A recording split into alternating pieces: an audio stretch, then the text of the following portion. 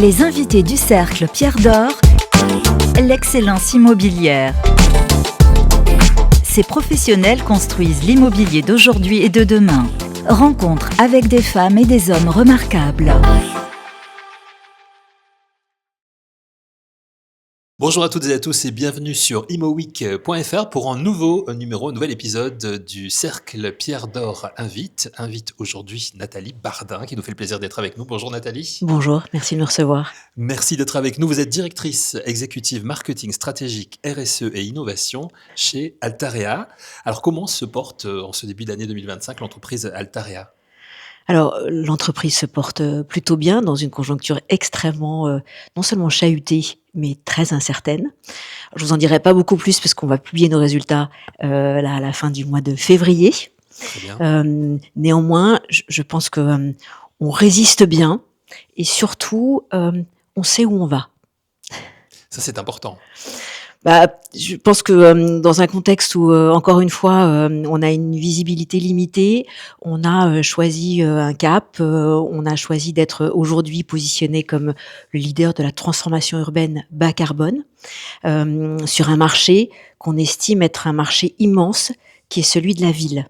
Et donc aujourd'hui, Altarea s'exprime dans toutes les composantes de la ville, celles qui vont bien, celles qui vont moins bien, celles qu'il faut réparer, celles dont il faut faire de la couture urbaine, celles qu'il faut décarboner, celles qui doit permettre de créer du lien social. Donc on est vraiment sur une vision globale de la façon de transformer nos paysages et surtout nos lieux de vie. Et celle qu'il faut inventer aussi. Ce ne serait pas la première fois qu'Altarea inventerait. Alors c'est vrai que on essaye de faire de nos valeurs clés une démarche d'innovation, mais c'est pas innover pour innover. C'est vraiment innover dans une logique client, en se disant finalement le rôle premier que l'on a, c'est comment est-ce que on s'adapte aux évolutions des modes de vie et des besoins de nos clients.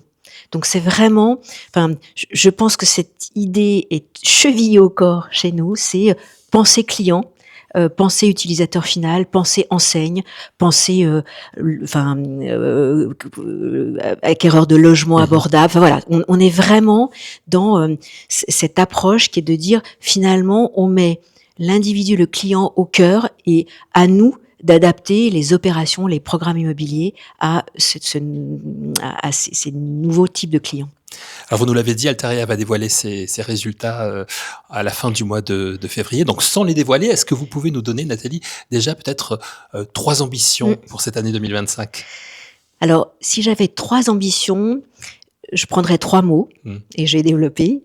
Le premier, c'est décarbonation. Le deuxième, c'est logement abordable. Et le troisième, c'est transformation. Alors, si je les reprends chacun, bien sûr. Décarbonation, je pense que nos activités, toutes les entreprises de l'immobilier, elles ont un enjeu formidable en termes de décarbonation. Elles ont fait énormément de progrès. Et nous, on essaye, vous parliez d'innovation, on essaye d'être à la pointe de ça. On a décarboné et réduit nos émissions carbone de plus de 85%. En 10 ans, on a, et ça c'est, je pense, assez nouveau dans le métier, on a choisi de faire de la taxonomie européenne, c'est-à-dire du chiffre d'affaires vert, la part de notre chiffre d'affaires vert, une des composantes essentielles de la valeur verte de l'entreprise. Et aujourd'hui, on est à plus de 50% de notre chiffre d'affaires qui est aligné sur la taxonomie. Même en septembre, on était à 60%. Donc on a fait un vrai choix pour se dire, en fait, il faut que cette décarbonation, elle passe par une valeur économique.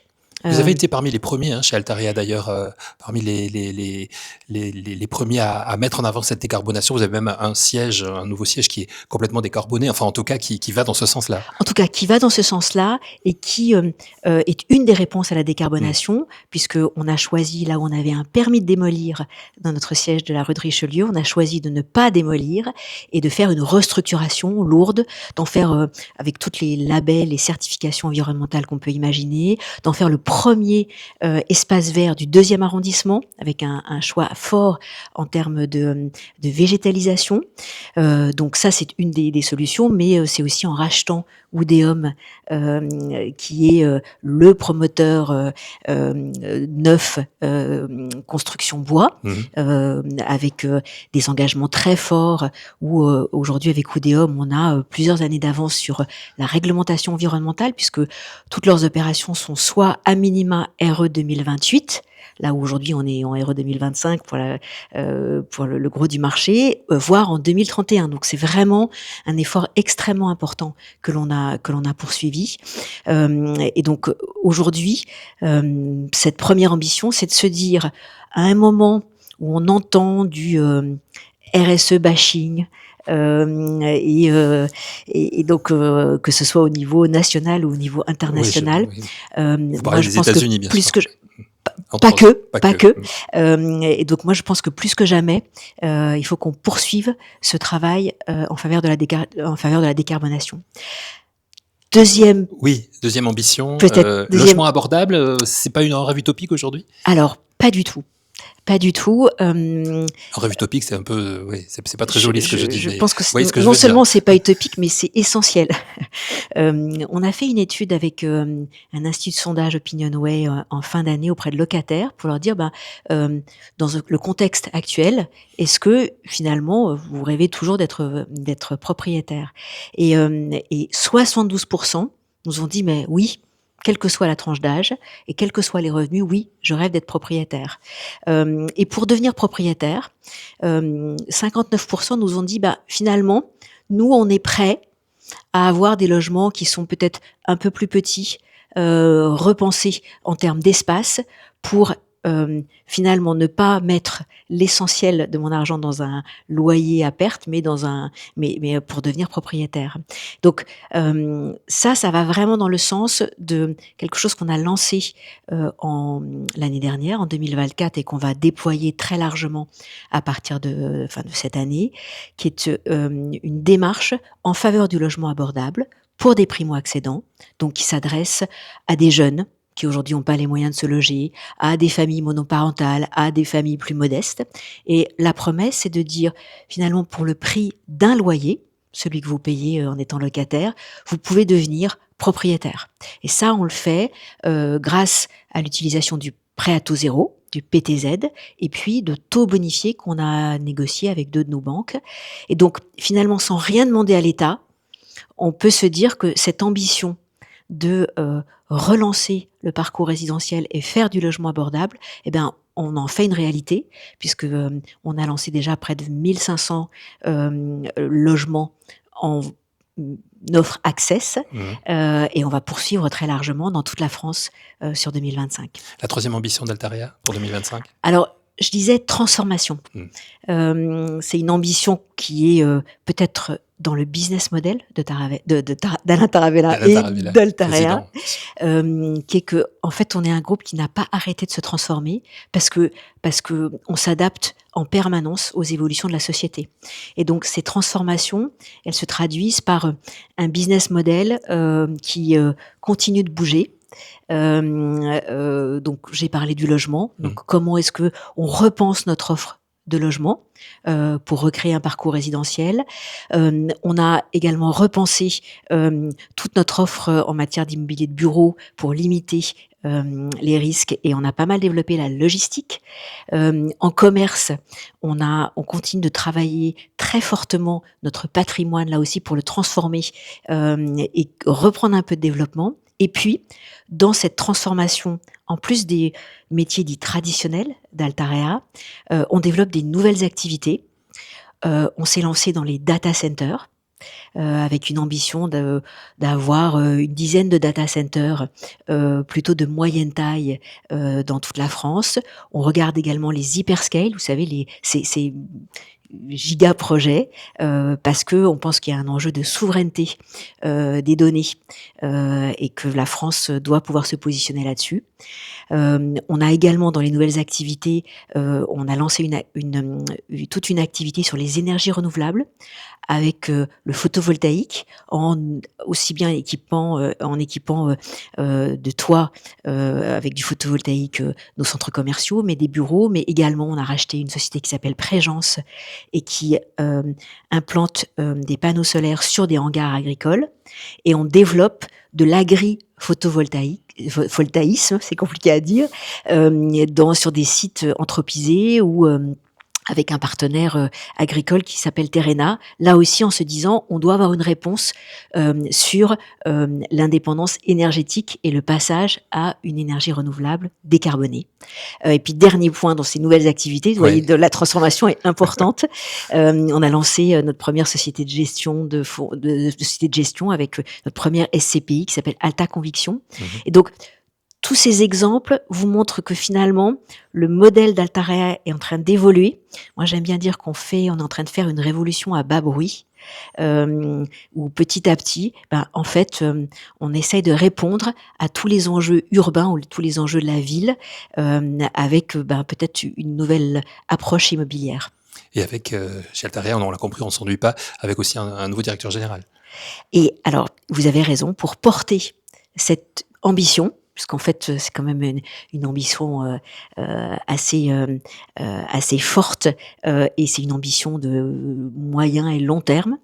On a un nouveau directeur général qui nous a rejoint, Édouard Arkwright, ex-aéroport de Paris, qui, aux côtés d'Alain Taravella, va porter cette ambition, nous on aime bien dire, en fait, une nouvelle page de l'histoire d'Altarea, en espérant que cette nouvelle page, elle ouvre vers une sortie de crise. Et donc, c'est vraiment ça sur lequel on travaille aujourd'hui et sur lequel Édouard va nous permettre d'accélérer.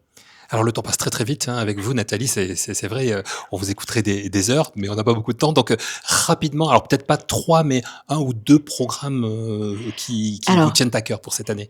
Rapidement, 3 programmes. La gare d'Austerlitz.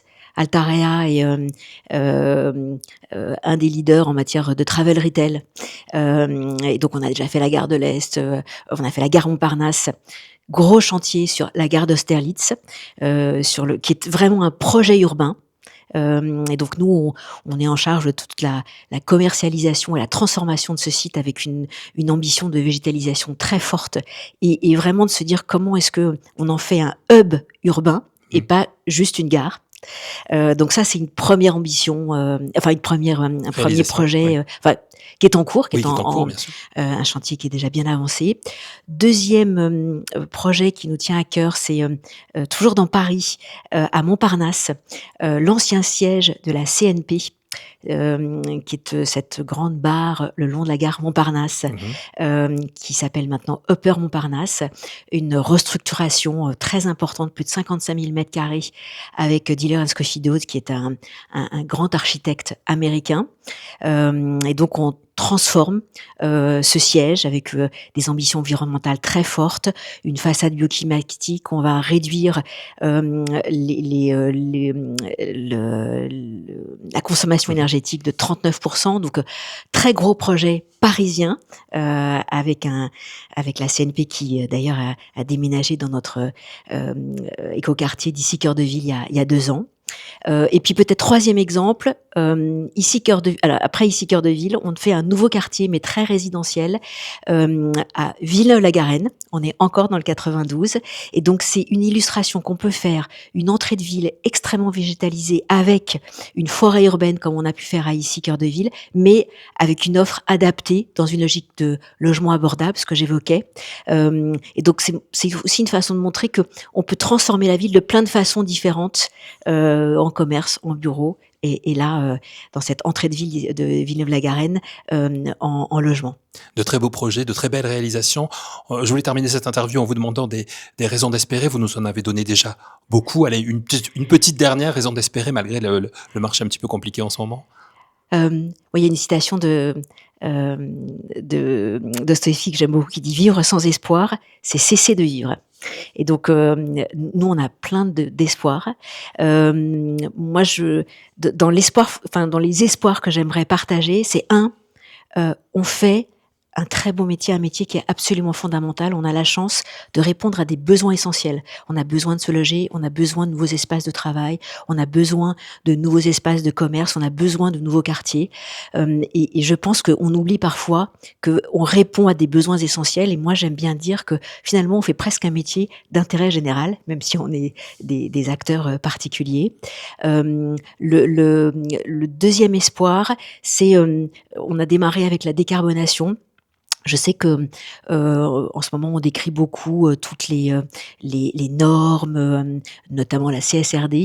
Moi, je pense que à l'inverse, ce cadre réglementaire, certes, il est trop lourd, il faut le simplifier, mais ça nous permet, nous qui demandons d'avoir des indicateurs qui soient plus standardisés, plus transparents, et ben ça va nous permettre d'accélérer notre progression et notre performance extra-financière. Et puis peut-être le dernier raison d'espérer, c'est que oui, peut-être voilà, c'est compliqué pour nous tous, mais finalement, le fait de réinterroger chacun de nos métiers, ça va nous permettre de rentrer dans un nouveau cycle immobilier dans lequel, moi je crois fondamentalement, on va réconcilier l'économique, l'environnemental et le sociétal. Et je pense que notre rôle, c'est ça. C'est vraiment ce trio gagnant. Et il faut qu'on trouve la bonne équation pour qu'on se sente bien dans les villes qu'on transforme, mais que ça soit aussi dans une logique de abordable pour tous et pour toutes les bourses et dans un cadre où on privilégie un bien-être, y compris avec de la nature en ville. Voilà, un peu les espoirs. Garder cette passion de loger aussi, c'est une belle raison d'espérer. C'est en tout cas ce à quoi vous vous employez chez Altaria. Merci beaucoup, Nathalie Bardin. Merci d'avoir accepté notre invitation. Merci à vous d'avoir suivi ce nouvel épisode des invités du Cercle Pierre d'Or. On se retrouve très vite avec un nouvel invité. Merci beaucoup.